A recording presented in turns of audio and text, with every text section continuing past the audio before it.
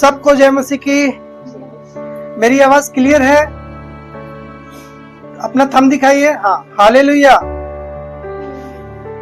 मैं आशा करता हूं आप सब आनंदित होंगे और अपने अपने स्थान में, अपने अपने गांव में, अपने अपने शहर में आने वाले क्रिसमस की तैयारी भी कर रहे होंगे। हालेलुया। हाँ, तो आइए हम वचनों में जाएंगे। इससे पहले मैं कुछ बताना चाहता हूं प्रभु यीशु मसीह के जीवन को लेकर। प्रभु यीशु मसीह 2024 साल पूर्व इस पृथ्वी पर आए, आप सब जानते हैं, और इस पृथ्वी पर उन्होंने अपना जीवन को जिया और किस तरह से प्रभु ने चेले बनाए और चेलों को प्रभु ने किस तरह से सेवा करना सिखाए। ये सारी बातें अगर हम देखेंगे नए नियम की किताब में, चारों सुसमाचार में, तो उस चारों सुसमाचार में बहुत ही अच्छी तरह से ये पाई जाती है।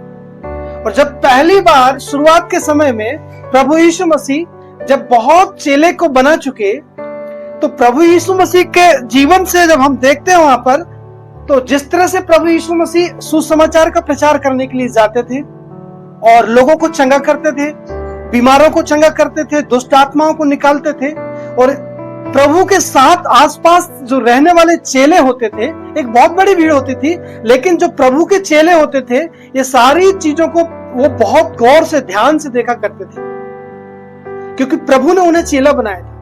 तो एक बार प्रभु यीशु मसीह, क्योंकि अब प्रभु यीशु मसीह तो हमेशा रहना नहीं है पृथ्वी पर, वो अपने बलिदान होने के बाद तो प्रभु स्वर्ग में उठाए गए हैं, और वही 3.5 साल की प्रभु की सेवकाई थी, आप सब जानते हैं।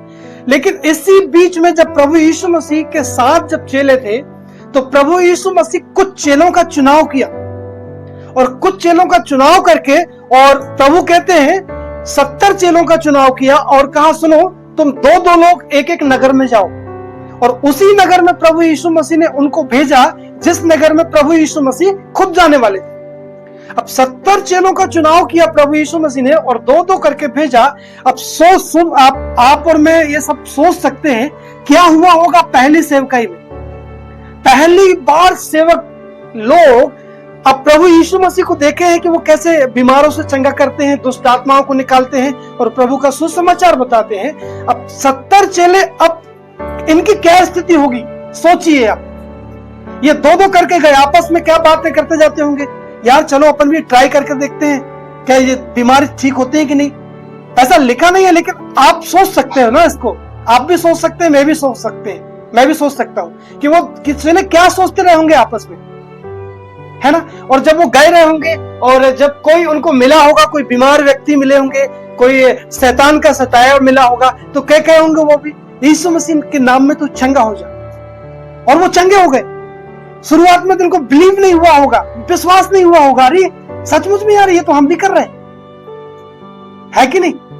ये इनको ऐसा लगा होगा। फिर दूसरी जगह ट्राई किए होंगे, सोचे होंगे यार थोड़ा और गंभीर जो बीमार होगा व्यक्ति, वो गंभीर व्यक्ति के पास चल के देखते हैं, और फिर वहां जाकर भी कहे होंगे यीशु मसीह के नाम में तू चंगा हो जा, और वो चंगे हो गए होंगे। प्रभु यीशु मसीह ने उनको कुछ कहा था, देखो तुम बीमारों को चंगा करो और उनसे कहो कि परमेश्वर का राज निकट आ गया है। तुम उनसे कहो कि परमेश्वर का राज निकट आ गया है, निकट आ पहुंचा है। और बाइबल बताती है जो 70 चेले थे, 70 चेलों ने प्रभु का सुसमाचार सुनाया, और सुसमाचार सुनाते हुए और बीमारों को चंगा करते हुए, और वहां से जब वो लौटे तो उनके बीच में एक घटना घटी है। वो पहली बार जब सुसमाचार सुनाने गए हैं, 70 चेले दो करके गए हैं, और जब वो बीमारों को चंगा किए हैं और बहुत से सताए हुए को चंगा किए हैं, तो वो उनके अंदर एक अलग आनंद था, एक बहुत ही अद्भुत आनंद था। और वो कहते हैं, वो जब प्रभु यीशु मसीह के पास जैसे ही आए, कुछ लोग लौट कर आए, वे बड़ी आनंद करके और लौटने लगे। वहां पर लिखा है वो बहुत ही आनंद करते हुए लौटे और कहने लगे, हे प्रभु तेरे नाम से दुष्ट आत्मा भी हमारे वश में है। वो उनको बहुत खुशी हुई, क्योंकि उन्होंने ऐसा कभी नहीं किया था। ऐसा पुराने समय में भी अगर लोग किए होंगे तो उसके लिए हमें कुछ कीमत चुकानी होती थी। मैं चुकाया था। मैंने अपने गांव में ही एक बुजुर्ग व्यक्ति से कुछ मंत्र सीखे थे, और वो मंत्र सीखना होता था और कुछ उनको देना होता था, तब जाके ऐसे कुछ काम होते थे। लेकिन यहाँ पे बिल्कुल ऐसा नहीं है, अलग है। प्रभु यीशु मसीह ने सिर्फ उनको भेजा, तुम जाओ और चंगा करो, और उन्होंने किया। वो बहुत खुश, बहुत आनंद के मारे आ गए, और जब वो आनंद के मारे आ गए तब यीशु मसीह ने उनको कहा 70 चेलों को कि मैं शैतान को बिजली के समान स्वर्ग से नीचे की ओर गिरा हुआ देखता हूं। शैतान को बिजली के समान गिरता हुआ मैंने देखा है, और देखो मैंने तुम्हें सांपों और बिच्छुओं को रौंदने का अधिकार दिया है। हालेलुया। प्रभु यीशु मसीह अपने चेलों को कहते हैं, मैं तुम्हें सांपों और बिच्छुओं को रौंदने का अधिकार दिया है। ये एक्चुअली में सांप और बिच्छू ही नहीं है। अगर हम देखेंगे यहाँ पर आत्मिक अर्थ अगर हम देखेंगे तो एक्चुअली में ये सांप और बिच्छू है शैतान की सर्वशक्ति, जो सबसे शक्तिशाली उसकी ताकत है, ये वो शक्ति है। ये वही सांप था जो अदन की वाटिका में आकर आदम को और हव्वा को पाप में गिराया था। ये सबसे उसकी ताकतवर चीज को प्रभु यीशु मसीह कहते हैं, मैंने तुम्हें सांपों को और बिच्छुओं को रौंदने का अधिकार दिया है, और शत्रु की सारी सामर्थ पर एक भी सामर्थ छूटी नहीं है। एक भी बीमारी ऐसी नहीं है जो प्रभु यीशु मसीह ने हमें दिया नहीं कि तुम चंगा न कर सको। कोई भी बीमारी हो तो भी तुम इससे आनंदित मत होना कि आत्मा तुम्हारे बस में है, परंतु इससे आनंदित होना कि तुम्हारे नाम स्वर्ग में लिखे गए।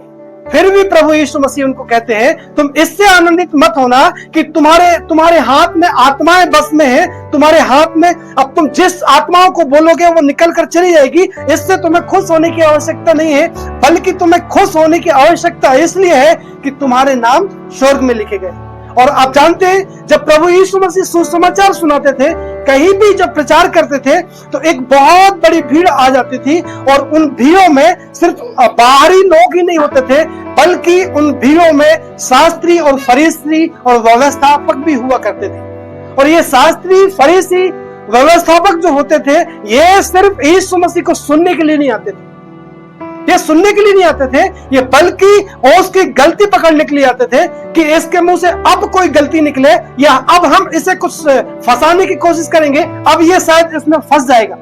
और बाइबल बताती है, परमेश्वर सर्वज्ञानी परमेश्वर, वो सब कुछ जानता है, लेकिन ऐसा कुछ नहीं हुआ है। और प्रभु यीशु मसीह जब उनको कहते हैं ना, अपने चेलों को कहते हैं, वो बहुत बड़ी भीड़ को मोड़कर कहते हैं, सुनो, धन्य है ये आंखें जो देखती हैं, और धन्य है ये कान जो सुनते हैं, क्योंकि बहुत से लोग और भविष्यवक्ता थे और बहुत से बड़े बड़े राजा थे जो चाहते थे कि ये बातें हम देखें जो वे ना देख सके, पर तुम देखते हो। ये बातें प्रभु यीशु मसीह उनको कह ही रहे थे। उतने में बाइबल बताती है, एक व्यवस्थापक उठकर खड़ा हो गया। उसी सभा के बीच में से एक व्यवस्थापक उठकर खड़ा हो गया और यीशु मसीह की परीक्षा करने लगा, और वो कहता है यीशु मसीह से, हे गुरु, अनंत जीवन का वारिस होने के लिए मैं क्या करूं? ये जो प्रश्न कर रहा है व्यवस्थापक, ये सही में पूछने के लिए, ये सही में सीखने के लिए प्रश्न नहीं कर रहा है, बल्कि ये प्रश्न परीक्षा करने के लिए कहा गया कि देखता हूं तुम क्या बताओगे। अब ये उससे सीखना नहीं चाह रहे थे, यीशु मसीह से सीखना नहीं चाह रहे थे कि सच में प्रभु बता कि मैं अनंत जीवन का वारिस होने के लिए क्या करूं। पर वहां पर स्पष्ट रूप से लिखा है, वो यीशु मसीह से परीक्षा करने के लिए यह प्रश्न पूछा, हे गुरु, मैं अनंत जीवन का वारिस होने के लिए क्या करूं? और परमेश्वर है, वो तो सर्वशक्तिमान परमेश्वर है, आदि और अंत और अल्फा और ओमेगा, वो सब जानता है। और अब हम वचन को निकालेंगे, लूका रचित सुसमाचार 10 अध्याय। आप सब निकाल सकते हैं, बहुत कम समय लूंगा और इस सभा को मैं समाप्त करूंगा। लूका रचित सुसमाचार 10 अध्याय। और हमारे यहाँ बहुत लोग हैं आज, क्योंकि 5 परिवार हमारे यहाँ इकट्ठे हैं, तो हमारे यहाँ से कोई पढ़ेगा 26, 27, 28 और 29 पद। आप भी अपनी अपनी बाइबल में पढ़ सकते हैं। लूका रचित सुसमाचार 10 अध्याय 26 से लेकर 29 तक। उसने कहा, व्यवस्था में क्या लिखा है, तू कैसे पढ़ता है? उसने उत्तर दिया, तू प्रभु अपने परमेश्वर से अपने सारे मन और अपने सारे प्राण और अपनी सारी शक्ति और अपनी सारी बुद्धि के साथ प्रेम रख, और अपने पड़ोसी से अपने समान प्रेम रख। उसने उससे कहा, तूने ठीक उत्तर दिया, यही कर तो तू जीवित रहेगा। परंतु उसने अपने आप को धर्मी ठहराने की इच्छा से यीशु से पूछा, तो मेरा पड़ोसी कौन है? हालेलुया। बहुत स्पष्ट रूप से यहाँ वचन लिखा है, उसने उससे कहा, कौन, किसने कहा? यीशु मसीह ने उस व्यवस्थापक से कहा, क्योंकि व्यवस्थापक ने एक सवाल पूछा है कि मैं अनंत जीवन का वारिस होने के लिए क्या करूं, तो मुझे बता। तब यीशु मसीह ने उसको कहा, यीशु मसीह ने उसको वो बता नहीं रहा है, पर यीशु मसीह उसी से पूछ रहा है कि व्यवस्था में क्या लिखा है, तू कैसे पढ़ता है। अब तू कैसे पढ़ता है मतलब वचन तो वचन हम पढ़ते हैं ना। पढ़ने का मतलब यहाँ पर अगर हम देखेंगे, तुम उस जो वचन को पढ़ते हो, तुम अपने जीवन में कैसे ग्रहण करते हो, उसको अपने जीवन में कैसे इस्तेमाल करते हो। इसलिए वहां पर लिखा है, तू कैसे पढ़ता है। उसने उत्तर दिया, तू प्रभु अपने परमेश्वर से अपने सारे मन और अपने सारे प्राण और अपनी सारी शक्ति और सारी बुद्धि के साथ प्रेम कर। और उसने परमेश्वर की जो मुख्य आज्ञा थी, जो पहली आज्ञा थी, वही आज्ञा को बताया, और अपने पड़ोसी से अपने समान प्रेम रख। तब उसने कहा, यीशु मसीह ने कहा, तूने बिल्कुल ठीक उत्तर दिया है, तू यही करेगा तो जीवित रहेगा, और अगर ये नहीं करेगा तो मर जाएगा।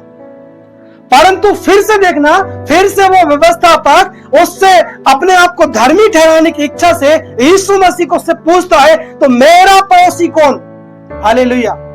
वो फिर से एक सवाल पूछता है, प्रभु मेरा पड़ोसी कौन? भैया आपको नहीं पता आपका पड़ोसी कौन? अब मैं आप सब लोगों से पूछ रहा हूं, आपको पता आपका पड़ोसी कौन? सबको पता अपना पड़ोसी कौन है कि नहीं? हम यही कहेंगे हमारा पड़ोसी तो हमारे आजू बाजू वाले, और होते भी आजू बाजू वाले पड़ोसी, हमारे आजू बाजू वाले पड़ोसी होते हैं। ये देखिए, ये असल में उसकी परीक्षा कर रहा है ये पर। और प्रभु की जो आज्ञा है उसमें लिखा, तू कैसे पढ़ता है उसको, और तू अपने परमेश्वर से प्रेम रख। अब आप और मैं, कभी हमने परमेश्वर को देखा? कोई नहीं देखा। मुझे लगता है बहुत कम लोग ऐसे होते हैं, जो सेवक लोग, जो परमेश्वर को साक्षात दर्शन करते हैं। आप परमेश्वर से कैसे प्रेम रख सकते हो जब आप उसको देखे नहीं, उससे मिले नहीं? कैसे प्रेम रख सकते हो? और वो ये परीक्षा करने के लिए कहा है कि मैं इसकी परीक्षा करूं, और उससे पूछता है कि तुम्हारा पड़ोसी कौन? अब क्या हमें पता नहीं कि हमारा पड़ोसी कौन? वो परमेश्वर का पुत्र है, देखिए, फिर भी वो दृष्टांत बताता है और उनको समझाता है। वो परमेश्वर का पुत्र है, सर्वज्ञानी परमेश्वर है, फिर भी दृष्टांत बताता है और उनको समझाता है। प्रभु यीशु मसीह की जगह में सचमुच में अगर मैं होता, 4 बार जितनी ऊपर हेलीकॉप्टर उड़ती है ना, हवाई जहाज, ऊपर नीचे 4 बार करता और पूछता, अब बताऊं? और पूछेगा, अब बताऊं? क्योंकि हम शायद नहीं बता पाते। लेकिन प्रभु यीशु मसीह का जीवन को अगर देखेंगे तो कोई भी व्यक्ति उससे कैसे ही सवाल पूछता था, उनको बहुत अच्छी तरह से समझाता था, बहुत अच्छी तरह से समझाता था। इसलिए तो प्रभु यीशु मसीह को चेले कहते हैं कई बार, हे प्रभु तू हमसे दृष्टांतों में क्यों बातें करता है? तब प्रभु यीशु मसीह उनको कहते हैं, तुमको दृष्टांतों का और स्वर्ग की बातें समझने का भेद दिया गया है, लेकिन बाहर के लोगों को नहीं दिया गया। मनुष्य का पुत्र खोए हुए को ढूंढने और बंदियों को छुड़ाने आया है। परमेश्वर का वचन कहता है, परमेश्वर खोए हुए को ढूंढने के लिए आया है, और जो बंदी है, जो बंधक में है, परमेश्वर उनको छुड़ाने के लिए आया है। कोई सचमुच में खोया है और कोई ज्ञानी होके खोया है, कोई घमंडी होके खो गया है, और कोई सचमुच में खो गया है। व्यवस्थापक को पता नहीं था उसका पड़ोसी कौन है। ये व्यवस्था को पढ़ने वाले लोग थे, इनको सब पता था, लेकिन ये वचन बताता है, प्रभु यीशु मसीह की परीक्षा करने लगा, परीक्षा करके कहने लगा, कौन है मेरा पड़ोसी, मुझे बता। और ये जानता नहीं था। प्रभु यीशु मसीह ने उसको ही पूछते हैं, अब बता। और पवित्र शास्त्र वचन वहां पर आ रहा है, ये यरीहो नगर एक श्रापित नगर है, ये यरीहो नगर एक संसार है, ये यरीहो नगर एक श्रापित नगर है। और वो व्यक्ति परमेश्वर के भवन से निकल रहा है और श्रापित नगर में जा रहा है, मतलब परमेश्वर के भवन को छोड़ दिया, प्रभु को छोड़ दिया, और वो व्यक्ति कहां जा रहा है? संसार में जा रहा है। वो परमेश्वर से दूर चला गया, वो संसार की तरफ चला गया। लेकिन उसके जीवन में क्या हुआ फिर आगे अगर हम देखेंगे, वो बाइबल बताती है, वो एक बहुत बड़े दुख में पड़ गया, वो एक बहुत बड़े संकट में पड़ गया। उसका सब कुछ लूट लिया गया, सब कुछ उससे छीन लिया गया। रास्ते में उसको मारे पीटे डाकुओं ने और अधमरा करके छोड़कर उसको चले गए, अधमरा करके छोड़ के चले गए। लेकिन जब वो रास्ते में अधमरा करके छोड़ गए, उसी रास्ते से बाइबल बताती है एक याजक गुजरा। हालेलुया। ये याजक कौन था? ये पास्टर जी है याजक, ये परमेश्वर की मंदिर में सेवा करने वाले व्यक्ति है। और दूसरा व्यक्ति जो गुजरा था वो लेवी गुजरा था, ये भी परमेश्वर की सेवा करने वाले व्यक्ति थे। ये दोनों व्यक्ति वहां से गुजरे, लेकिन बाइबल बताती है एक एक करके दोनों ने देखा और कतरा कर चला गया, दोनों कतरा कर चले गए। उसके ऊपर तरस नहीं खाया। वो शायद देखे होंगे, अरे तू क्यों यरूशलेम से आया, तू चर्च छोड़कर क्यों आया। ये पास्टर थे, सोचिए, ये पास्टर थे, ये व्यवस्थापक थे, ये लेवी थे, ये ऊंची जाति के लोग थे, ये बहुत ज्ञानी लोग थे, ये इन्होंने खूब बाइबल पढ़ रखा, सब कुछ पता है बाइबल का। ये याजक और लेवी थे। लेकिन इनके जीवन को अगर हम देखेंगे, जब प्रभु यीशु मसीह ने उनको एक बात कहा, सुनो, उसकी मदद किसने किया? ये लेवी भी ने मदद नहीं किया, याजक ने भी मदद नहीं किया। आज हमारे पास अगर कुछ ज्ञान है, कुछ वचन का ज्ञान है, बाइबल का ज्ञान है, बड़े घमंडी हो जाते हैं हम। कई बार स्टेटस लगा देते हैं दूसरों को दिखाने के लिए, पढ़ो भैया, देखो, मन फिराओ, लौटाओ। ये दोष लगाने वाले व्यक्ति थे। कोई गिर गया है, उस समय उसे क्या करना, हमको उठाना है। लेकिन हमारा स्वभाव ऐसा नहीं है ना? आप सब जानते हैं, आपके साथ भी ऐसा होता होगा। आप अपने बच्चे को कोई बात बोलेंगे, बेटा उस स्थान पर मत जाना, या गिर जाएगा। और अक्सर जो चीज हम मना करेंगे, बच्चे वही काम करते हैं, क्योंकि प्रभु ने भी मना किया था, उस फल को मत खाना, बाकी तो सब फल को खाना। लेकिन आदम ने उसी फल को खाया। और जब वो जो काम बच्चों को बोलेंगे, मना करेंगे, और वही काम बच्चे करेंगे, और अगर वो गिर जाएगा, उसके घुटने में लग जाएगा, उसके हाथ के टहनियों पे लग जाएगा, उसको कुछ चोट के निशान आ जाएगा, हमारा स्वभाव क्या है? हम तुरंत उसको एक दो लगा देते हैं, पहले लगाएंगे, उसको उठाएंगे नहीं। ये हमारा स्वभाव होता है, उसको उठाएंगे नहीं। वो व्यक्ति परमेश्वर की हुजूरी से निकलकर संसार की ओर चला गया है, वो बहुत कष्ट में है, वो बहुत बीमारी में है, दुख में है, समस्या में है, उसको इन लोग बिल्कुल छू नहीं रहे, बिल्कुल नहीं छू रहे। शायद ताना मारे होंगे जैसे हम करते हैं, पहले उसको मारते हैं, पीटते हैं, बाद में समझाते हैं, तेरे को मना किया था ना ये काम नहीं करना, फिर क्यों किया। बिल्कुल ऐसा हम कई बार हमारा जीवन होता है मेरे भाई और बहन। लेकिन हमें ऐसे जीवन नहीं जीना है, ऐसा घमंड से भरा हुआ जीवन हमको नहीं जीना है।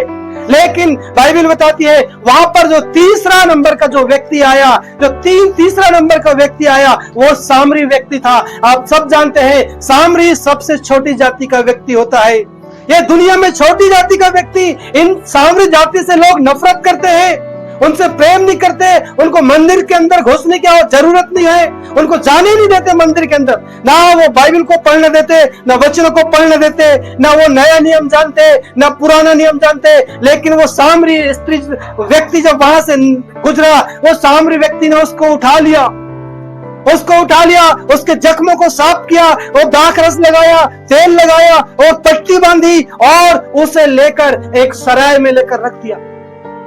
और एक सराय में लेकर जब उसने रख दिया, तो वो ऐसा नहीं कि उसको तुरंत छोड़कर आ गया। अगर आप ध्यान से पढ़ेंगे, वो दूसरे दिन उसने 2 दिनार निकालकर सराय के मालिक को दिया, दूसरे दिन दिया। वो उसी रात उसके साथ रहा और उसकी सेवा करता रहा।